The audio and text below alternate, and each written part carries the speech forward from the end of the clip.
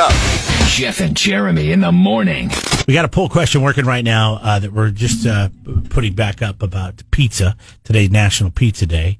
I got to say that I did recently try a new pizza, and I will not be trying it again, and that is the Panera pepperoni pizza. Panera has a pizza? It's a flatbread, which is a pizza, right? I never had flatbread until I moved to California. And then all of a sudden, but it's pizza, right? That's what it is. I mean, it was kind of an octagon shape, and there wasn't much sauce, there wasn't much cheese, there was some pepperoni, and I ate it, and I was like, okay, that was like an appetizer. Maybe I didn't get the right one. But, you'll notice that is not on our poll question. But we are asking you to send in your little hotspots, your places that are kind of hidden, or, that people don't know about. Like a Nardoni's. I guess there was another place. It burnt down. Never mind. Federic's down in Santa Maria, supposed to be really good, but it burnt down. So thanks for sharing. I'm just going to be completely honest with you. I feel as if though we're going to neglect Santa Maria pizza places.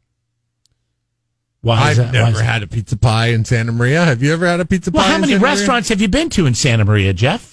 Outside of your fast food establishments, just grabbing something. No. I've never been to any. That's not true. I did go to a Mexican restaurant there once.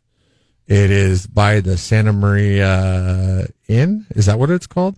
What's the hotel where Michael Jackson was staying when he was on trial? Oh, is that the big one down there on Broadway? The right next to the strip joint? The nice one, yeah. And the honky tonk. There's a honky tonk there and a strip joint, and then the nice hotel. Yeah. It was sandwiched in between the strip joint and the nice hotel. There was a Mexican restaurant. And we went in there and we got chips and salsa, and I swear their salsa was ketchup with chunks of tomatoes and jalapenos. Oh, my gosh. That is so disappointing for Santa Maria. You would think you could get some good salsa in Santa Maria. I was like, are you kidding me? What is this? It was ketchup. It was full of ketchup. It would have been great for tater tots. Not so good for tortilla chips. Oh, my gosh. Let's see here. So 805-543-3693. Gino's, which is on the poll, is getting some nods here today. We've had some poll difficulty this morning. Oh, okay. Well, we'll get that fixed. For that. That's okay. That the house from Silence of the Lamb, Buffalo Bill's place, is gone up for sale. It was bought, and now you can actually stay in it, kind of like an Airbnb. It was a while ago that we talked about that house going up for sale. It was Halloween. Somebody bought it after Halloween, and now they've made it an Airbnb. They've been working on getting it ready for you to stay. I mean, when I say Airbnb, you can spend the night in it. I don't know if it's technically an Airbnb, but that's what an Airbnb is, right? It's like a little vacation rental. Is it listed on Airbnb? I don't know. For it to be an Airbnb? Well, it's a VRBO. It's whatever the hell. It's a vacation rental. For it to be a VRBO, it needs to be listed on VRBO. Yeah, I don't know. I don't know if that's what it is or not. Vacation rental would be the proper term. But if you're a big fan of the movie, or you want to be creeped out, because I was doing the little video walkthrough, and I mean, it's really nice, and it's in great shape. It's not like, ran down or anything, but the wallpaper and the chandeliers and the wood and everything is like from the movie, and it looks really creepy. Yeah. So immediately, okay, if you rent that place because you want to stay the night there, you should be kicked down to some kind of governmental watch list. They should want to look into your past. Like how there's no-fly lists and stuff like that? There should be guy who stays in Buffalo Bill's vacation rental list. What if he brings his family? What if he's... Then the whole family is on the list. So anybody who stays in a famous house where, what do you think, they might be a serial killer or something like that? Yes. I got you. Anybody who has this that romanticizes fictional or factual serial killers should be looked into. Have you ever been to anywhere famous, like that was in a movie, like a house like this, or? There's that one in Cambria that's the house from Arachnophobia. I've never been there. It's in Paso Robles. I thought the house from Arachnophobia was in Cambria. No, it's off. It's off Adelaida Road. Is it Adelaida? Is that the name of it? No. What's the name of the? I've stayed there, for God's sakes. It's you stayed inside the house from arachnophobia a couple of different times. Yeah. Whoa. It's with a big wraparound porch. Yeah, house? it's right at the end of Vineyard Drive, and then you turn right on Adelaida, and then it's right there. And why can't I? Halter Ranch. That house property. Is the one from arachnophobia. Yeah, you know what I'm talking about, right? You can see it right when you make the turn. It's right there in the front. That's the one from arachnophobia. I have to go rewatch Arachnophobia again. That's no the idea. One. I thought it was in Cambria. Yeah, the house was originally built in the 1800s. Remember I told you the story. I stayed there and we thought it was haunted because the original family, their son, I think the story is I think he jumped off the roof and committed suicide or something like that. And we had some weird stuff happen while we were there. Remember the armoire door opening and the fireplace, thing falling on the ground. Alder Ranch makes good wine and everything, and they have great grounds. Like, it's really pretty. But don't you think they should kind of, harness the power of the house from arachnophobia and tout that as part of their?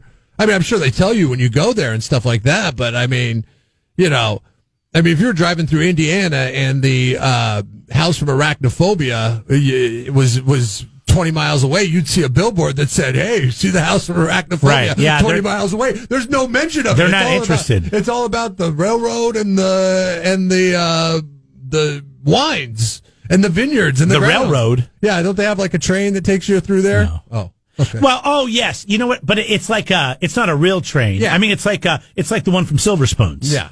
Maybe a little bit more hopped up than that. They recently got that. I think somebody told me. I haven't seen that, but I've been there. It's got an old run airstrip. Ronald Reagan landed there to announce his second run for governor in California. Like there's a lot of history out there. Cool stuff attached to that property that they make very little mention of until you probably go there, and then you're probably surprised about it. No, there's Are they also counting on word of mouth for that? Because I mean, a billboard on the 101 would be a good idea for Halter Ranch. Just so you see the house from arachnophobia and drink some great wine. I know they've ran advertisements on this radio show about the old tree that they have there, the old oak tree. I don't know, coastal oak. It's the oldest. It's over 100 years old. See, I've never heard that. I've heard that Berlin's played there before. At Halter Ranch? And then, let's see what else. Berlin, House from Arachnophobia. Who has a bigger draw? I don't know if Berlin's played there. I think you're thinking of another winery. No, it was Berlin. The guy from MySpace. I know Berlin was there because I went into that show. I cut the spot for it. It was Berlin. Really? Berlin loves Paso Robles wineries. That's true. They've played a few different times. That's probably fair. Easy get. Anyways, we're asking you if you've ever, what famous house would you like to stay in? 805-543-3693. And more, Stacy from Morro Bay, she works at the Lucky 7 over there. Probably should be doing her job, whatever you would do at the Lucky 7, but she sent us a link. And it has all the information on what happened in the movie Arachnophobia. And so, and I haven't seen this movie since I was maybe 10, whenever it came out. No, because once was enough. Once was enough. I'm terrified of spiders ever since. Loves your voice. Loves Jeremy West's voice. Or maybe JW is JW's voice. JW, the police officer. That must be who this is. Loves JW's voice. Says that they also filmed a Hallmark movie out at Halter Ranch at that house that you speak of. Oh, is that right? Yeah, that was featured in Arachnophobia. And that Arachnophobia only used the outside of the house. Yeah. For the shot. I think everything for the most part when they, like even in the, I don't know about, Silence of the Lambs, but, I think a lot of that stuff recreated in a movie set, right? Yeah. They just used the outside. But the interesting thing about Arachnophobia real quick was they kind of named it after Cambria. It was called, Canemia. Canemia? Maybe it's Canemia? Named after Cambria, and they used a couple of different locations in Cambria in the movie. One was a doctor's office, another one was a hotel or something like that, and then but the actual house was the one out on Adelaide Road. Yeah, and they there is a house, I guess. Apparently, one of the first people that died of the spider attack in the movie. I forget the movie. I've got to go. John Goodman's in the movie. That's about all. And he's the dad, and he has a daughter. Don't forget right? Jeff Daniels. Was he in it too? Yeah, he was the lead. Oh, Jeff Daniels was the lead. He was the doctor. But that house is up still in Cambria on Main Street. Right there. It's 1958 Richard Avenue. according to movielocations.com. Oh, is this the house where the doctor's office was apparently? No, the doctor's office is located at 4090 Burton Drive, and it's virtually unchanged according to movielocations.com. Oh, okay. I'm looking at this now. Okay, yeah, boy, a lot of history, a lot of movie history here. Pretty interesting. On a movie that I really have no interest in ever seeing again because of the spiders. Loves JW's Voice says that they filmed the Hallmark movie out at Halter Ranch, and they were told that Arachnophobia only used the outside of the house, but she's never seen it because she doesn't like spiders. Have you ever not watched a movie because you're scared of the content of that movie? Snakes on a plane? No. I don't. Snakes don't bother me that much, but I didn't want to watch. I don't like movies like that make you feel like you just have to run and keep running and running and running the whole time. Or that's going to give you nightmares. Me, it's all 4 Sharknadoes. Yeah. Let's see. Willie, little Willie Style wrote in. He wants to stay in the Amityville horror. Have you ever seen any of these? I mean, there's been a ton of them. Amityville horrors. This was Lorraine. What was her name? Bobbitt? Not Bobbitt. Lorraine. Not Bobbitt. No. She was a demonologist or something. I remember I watched the one I saw the one from 2005. And I think I saw another one that's called something else, but it references this story. And it's about this family that moves in. The original, I think, came in the late 70s. But this family moves into this house, and it's haunted, and there's demons in there, and there's spirit, and they have to get this Lorraine gal to come in and her husband to do an exorcism. And it's pretty scary. Oh, gosh, I got to think of the movie that I saw that somebody told me about it, but I can't think of it off the top of my head right now. But this, that's probably the last place I'd want to stay, is a house that's been known to have evil spirits inside of it. I wouldn't do that. I mean, even if it's a movie. I mean, I would. God, what is the lady's name? She's a tattoo lady. Kat Von D? Is that who it is? Maybe. She just recently bought a mansion that my wife stayed in as a hotel in Indiana. Kat Von D is one of the people leaving California because the restrictions are way too tight, and so she decided to buy a mansion on the cheap in Indiana. It's called the Vive Mansion. Vive. It's spelled Vevey. It's on the. Is that French? I think so. Vive. But she bought it. It's like a 11 room like bed and breakfast type place. But my wife swears, and I don't believe in ghosts. She swears she saw ghosts at this thing when she stayed there with her mom. Probably about 8 or 9 years. She probably did. I mean, I know you're not open to stuff like that, but you know what? I mean, there's been a lot of evidence. I think when you get told that this place is haunted, like that place. So you believe your wife is not lying to you. You believe she really thinks she saw something that you believe was only made up in her head because mind playing tricks on you. There was mind playing tricks on you. I have a friend. She says she saw somebody standing out of the balcony, and then she went to show her mom, and then the person was gone. Our buddy Steve, he had to fly back somewhere down there in that area, and he had to stay at a hotel. And he had all these weird things happen. The TV would come on in the middle of the night. The first night, it was as blaring as loud as because the second night, I remember he told me he woke up to the TV. And then he heard it was haunted that day. And he heard from the front desk that the person likes to turn the TV on loud. So that night, when he came back to his room, he said, I asked the ghost if he wants to watch TV to keep the volume down. And so I woke up on the second night with all my covers off of me because I was cold, and I woke up and the TV was on mute. Came on by itself. I'm out of there. No way. Can I go back to sleep? He said it was about 3:00 in the morning or something. I can't. It's like, that's nuts. Nothing like that has ever happened to me. But if it did, I would be out of that room. There's no way. Would you think it's all just a coincidence and go back to sleep? Yes. See? Or that somebody is there trying to make me think that it's doing, like they've got controls down at the main desk and they're like, let's mess with this guy because look at the areas in which this is happening. These are areas in which nothing else is happening. You got to drum up some mystique about the area and about your hotel in order to get people interested. Say nothing's happening, though. There's a lot of history. Because you're in the middle of the Midwest or the South and you're staying in a hotel, it's in the middle of nowhere. It's like, nobody's ever going to come here if we don't create a story. Okay, last but if point. you create a story, then people will come there. Now, and by the way, thank you, John, for writing in. It was Lorraine and Ed Warren that did that. But last story, you and I went to that little town up outside of Reno. It started with a V? Virginia City. Yes.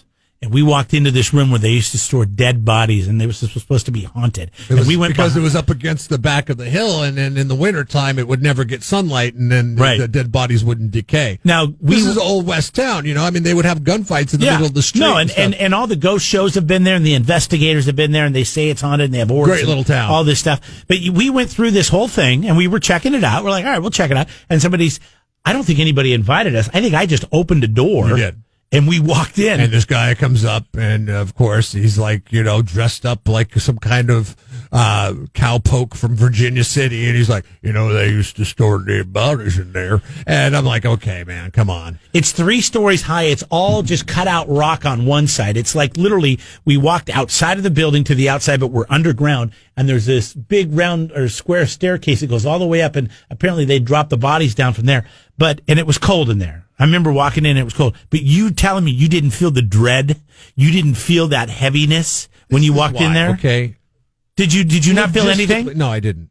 Logistically, your wife did. We both did. I know. I think we're sensitive to it. Once you were told the story, you're like, oh, I thought I felt something. It wasn't. No, like I just felt something. I felt like this on my chest. I just felt this pressure, this weight, this dread. It was weird. You ever try to drag a dead body upstairs? No. I'm guessing all the time. It's not very easy, even if it's a smaller body. I mean, so you're telling me they used to drag these bodies up the stairs and then stack them on top of one another in this cold ass rock room? No, I'm not buying it. I don't know what they used to do. That's what they told us. But I'm telling you, you could feel the dread in there. You could feel it.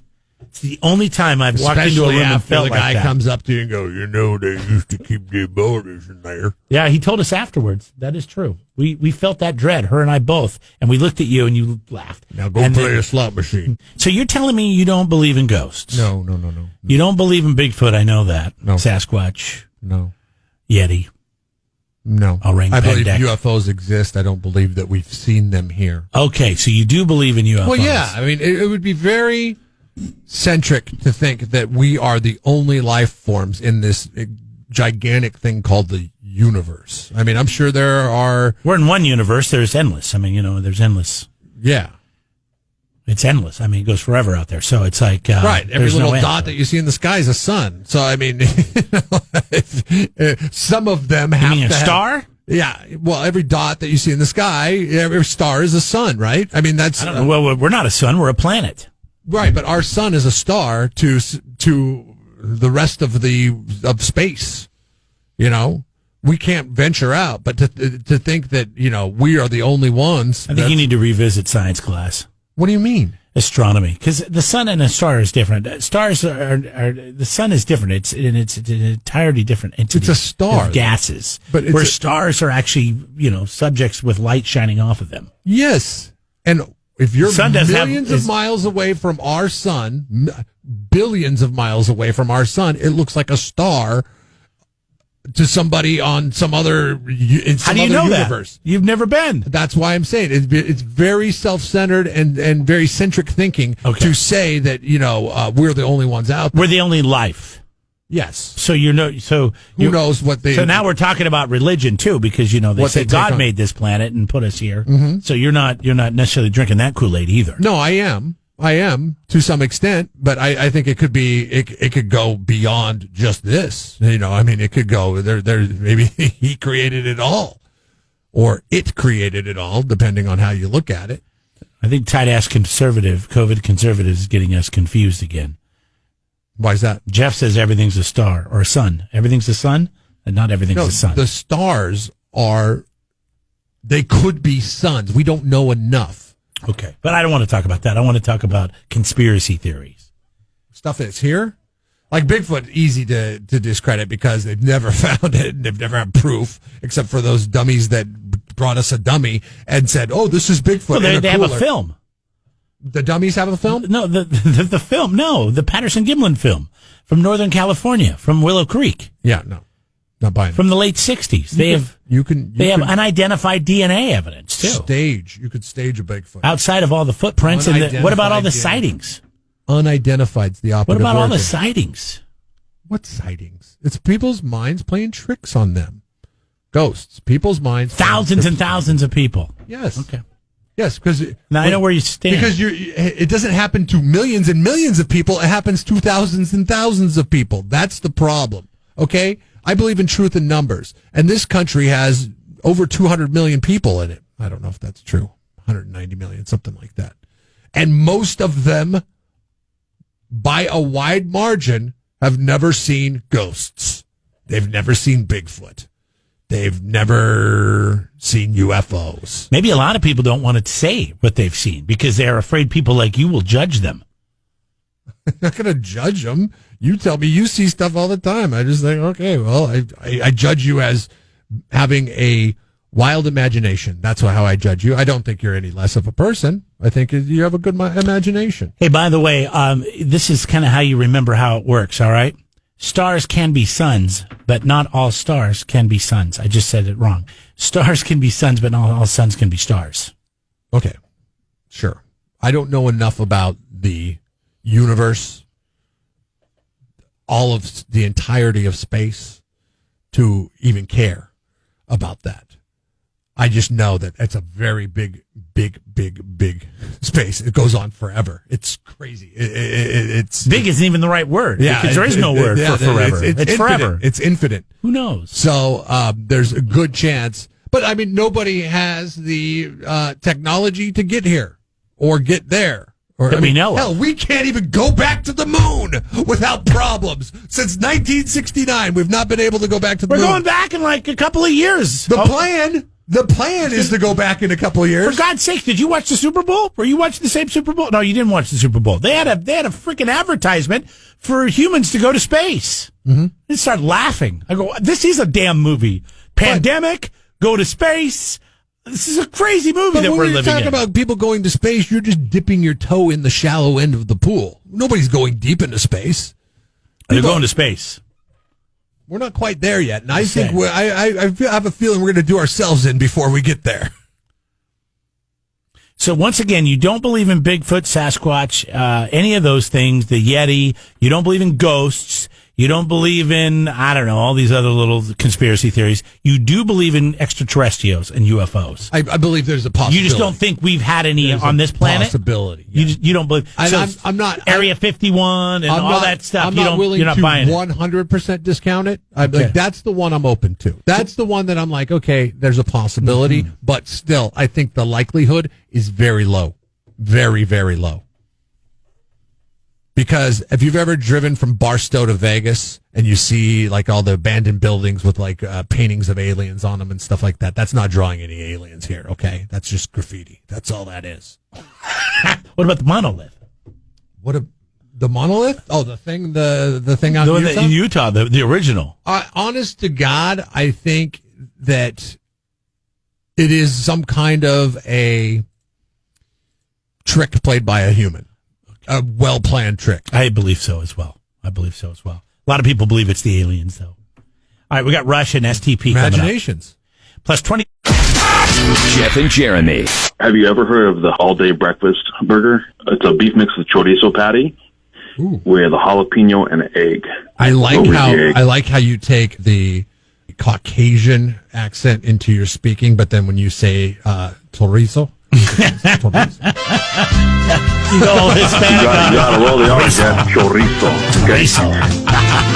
Are you a news reporter? I mean, what the hell? Subscribe to the Jeff and Jeremy podcast now on Apple Podcasts, Spotify, Google, and YouTube. It's your Central Coast commute-friendly podcast.